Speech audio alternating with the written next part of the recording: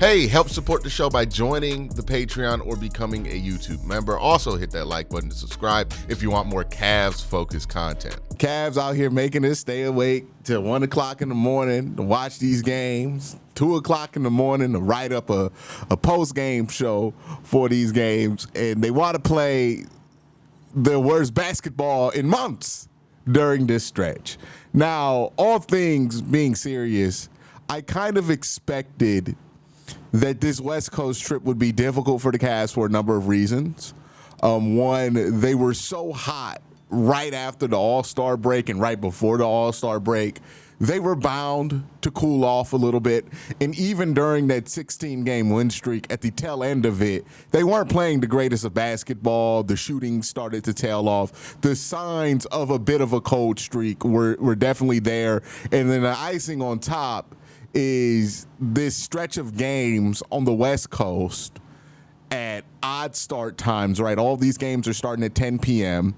And you're in this portion of the season where you have basically put yourself in a good position to secure your destiny. You're about, 5-6 games ahead of Boston for the 1 seed. The number 1 overall seed is a bit in jeopardy, but that's something that you worry about once you get there, because the real test for this team is going to be beating Boston. That's what everybody says with this Cavs team, at least. So they're in this place where they're probably concerned about staying healthy as much as they're concerned about making statements on the court. They're not really at that point yet. Like a couple weeks ago, a couple months ago, right after the All-Star break, the Cavs were trying to send messages, make points to teams when they played Boston. But now they're at a place where they kind of have to balance, like, okay, how do we manage our guys and get them ready for the postseason while also being able to give out competitive efforts? So this is a tricky part of the year for the Cavs. The West Coast trip, the fact that they're on a bit of a shooting slump, they're rotating guys in and out the lineup constantly to keep them fresh for the postseason. This is a tough stretch, and then it's a back-to-back on the West Coaster, and they got sniped by the Sacramento Kings, who played well in this game, and the Cavs fall to 56-13. That 57th win to tie the 2016 championship Cavs team is proving to be a stubborn win to get. The Sacramento Kings, I think the last 3 games the Cavs have lost, they have endured some amazing shooting nights from teams that don't shoot well from 3. The same was true again, right? Orlando shot well from 3 out of the blue. Last night, the Clippers shot well from 3 out of the blue. Today, 45.7% from the Sacramento Kings here, led by who made the most threes? Was it Malik Monk, 4 of 7? DeMar DeRozan had 2 threes. He doesn't really shoot a ton from out there. Keon Ellis was killing us. He had 3 out of 4 of his threes. Trey Lyles was super annoying today, but he didn't really do much from 3. So yeah, that's been weird that this team is dealing with. One of the things I did have my eye on during this game, right? We talked about it with the last game. Is it going to be a serious problem with these bigger bigs? How they outweigh Jared Allen? Is that going to be a problem? Do the Cavs have a fix for that? One, it's important to remember, not every big body can do this to the Cavs, right? And to be fair to the Clippers, right, they're not a bad team. They just aren't a healthy team. And Zubac is a pretty good player in the middle of a breakout year right now. I think he's been averaging like 17, 18 points in 10. So him going off for a 20-20 game, it's not the norm for Zubac, but it's not out the range of possibility for him, right? The truth is, even with that weakness, there's not a lot of teams in the East right now that have a big that can punish you the way that Zubac can in the East. Also, they're a player like Zubac can steal a game from you, right? But in a 7-game series, is that going to be a reason why you lose? I don't know, but it'd be a reason why the series is tightly contested, right? All that being said, right, Jonas Valanciunas, big body, not as talented of a player at this point of his career as Zubac. Only 12 and 10 today. Let me double check that, but I think it was 12 and 10 from Zubac. I'm not Zubac. Jonas Valanciunas. Let me look here. Yeah, 12 points, 13 rebounds. Jared Allen, I thought, was a lot more effective in this game with 10 and 5. Not as effective as I thought. Took a backseat to Evan Mobley, who had 31 and 10. And Evan showed that, like, if there are certain bigs that can hurt the Cavs, but not every big body can, because Evan Mobley started smacking threes in the fourth quarter, and that completely neutralized Valanciunas and any impact that he was having on the game. Also, I loved how Evan contested him, right? Every time that Jonas tried to take advantage of him. Evan, like, he's more wiry strong than Jared Allen, or maybe because he's bigger, he's taller. That means he's able to hold up better against some of these guys who are tall and thick. But yeah, I thought Evan was spectacular in this game. Didn't get much from the bench tonight. DeAndre Hunter has still been slumping for this basketball team. I thought Ty Jerome was fine in the minutes that he played. He got 14 and 6 for you. Yeah, just not a banner night for the Cavs. It'll be interesting to see how they respond to this 3-game losing streak. The last time they had a little bit of a losing streak, they traded for DeAndre Hunter, and that gave them the room to do that. It seems like every time the Cavs, and look, I say every time, they've gone on a losing streak maybe twice, 3 times this season, 2 times, 3 times this season. It's not a lot. But the few times the Cavs have lost more than 1 game, they have responded by getting significantly better after that. So maybe they're having their 3rd bad run of the year at the right time, and this is going to be something that gets them hot right in time for the playoffs. Maybe there's an adjustment here that needs to be made. Maybe it's just the awkwardness of the schedule, right? The 1 o'clock Sunday start, the 10 p.m. West Coast trip. Then you get a 1 o'clock start on the well, not even a 1 o'clock, a noon start against Utah. And I think another 10 o'clock game Friday, and then another 10 o'clock game. Like, these start times are just a little funky, right? This is a real funkily scheduled logistic part of the schedule. You're flying from like Sacramento to LA, and then you're going to Utah, and then back to Portland. This is a weird part for logistics in this schedule, and I think it has something to do with what we're seeing on the court.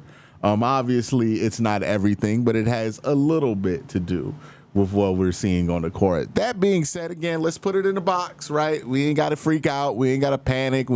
Every time the Cavs lose, we don't have to act like it's life or death or anything like that, right? The Boston Celtics went through a losing streak in the season, far greater than what the Cavs are doing right now. So no need to panic, freak out. I'm sure the folks who always come out only when the Cavs lose, we haven't heard much from them because the Cavs haven't lost very many games this year. But the folks who come out when the Cavs lose to be like, oh yeah, see, this means you're not real because you lost a couple of games in the regular season. Like, Boston had that stretch where they lost like to Detroit and like Memphis, like a bunch of teams they really shouldn't have lost to.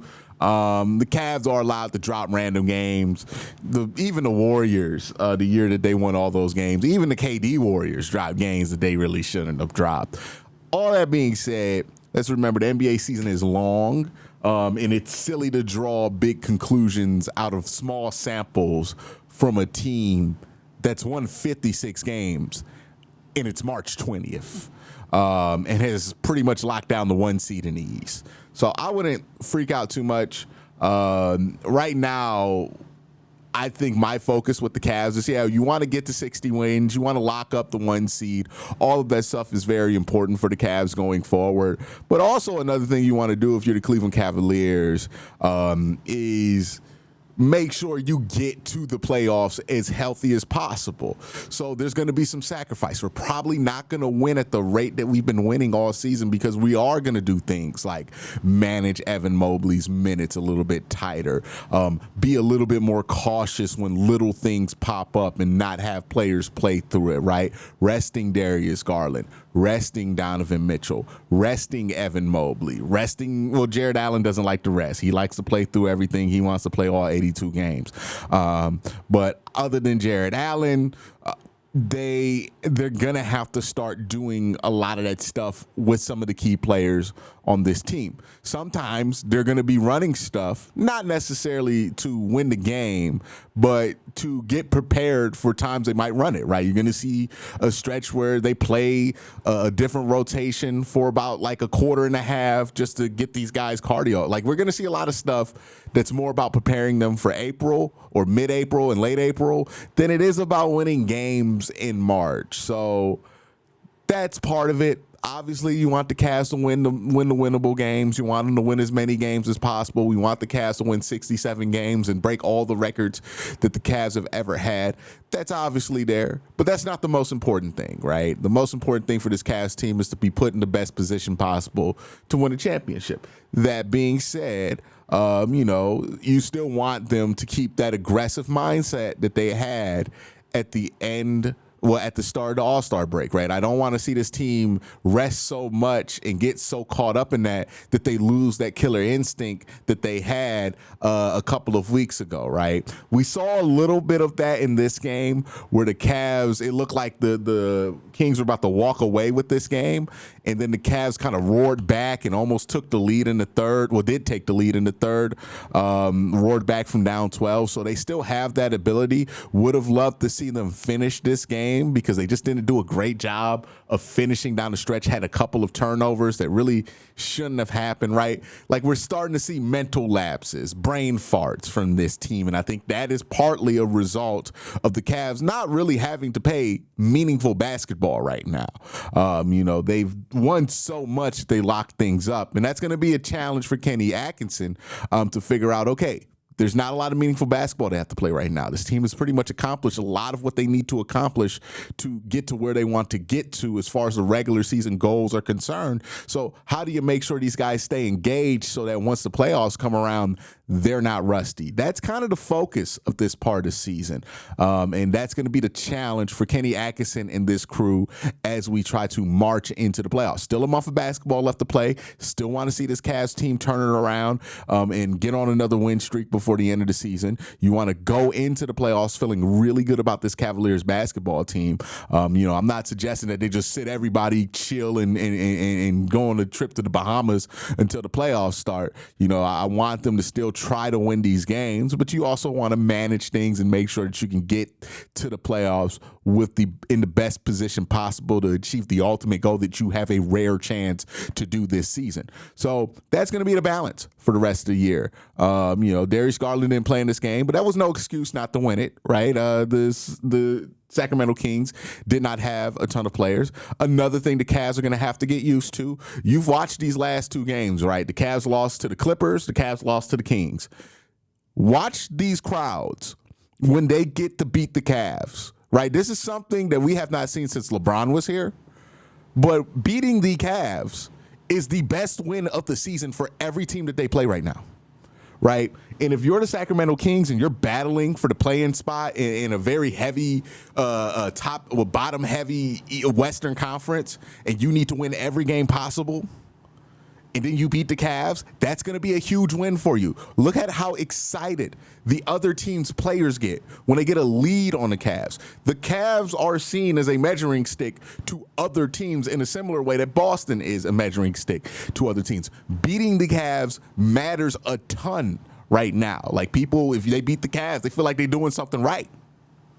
That's where the Cavaliers are right now. And right now they're dealing with that.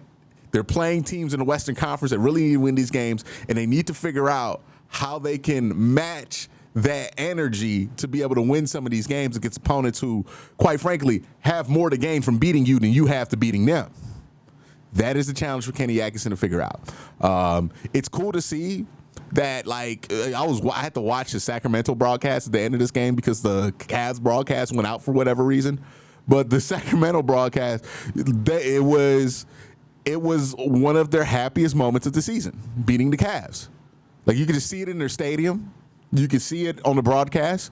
And look, they deserve it. They played really well. They didn't have some of their best players, and they were able to beat the Cavs. DeMar DeRozan was killer in crunch time. I would be happy if I was a Kings fan. I'd be thrilled if I was a Kings fan with that win. And that was a huge moment for them. And that is where the Cavs are. That is the cross the Cavs have to bear. And that's going to be what it's like for the Cavs against Orlando. Orlando, who you got in the 7-game series with last year, you see them in the playoffs or the Hawks in the playoffs, these teams are going to want to get a win on you. Because if they get 2 wins on you, right, like these teams, Orlando and Orlando and the Hawks, they don't have to beat you to feel good about their season. If those 2 teams win 2 games against you and push this series to 6 in the first round, they will consider whatever happens after that a good season. That's where you're at. These teams gonna fight like hell to beat you, right? The Milwaukee Bucks, they probably don't love that we've eclipsed them. They're gonna fight like hell to beat you. Nobody's gonna give you a free pass. So, it's a tough place to be at, but you got to figure out how to manage that as well. A lot of things for the Cavs to learn. This is the first time they've been a big dog. They got to learn fast because Boston's here too. They've been a big dog for the last year. A lot of things for the Cavs to learn. A lot of things for the Cavs to see if they can figure out.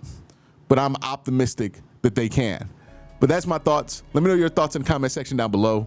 Have a great day. Have an even better night. Peace.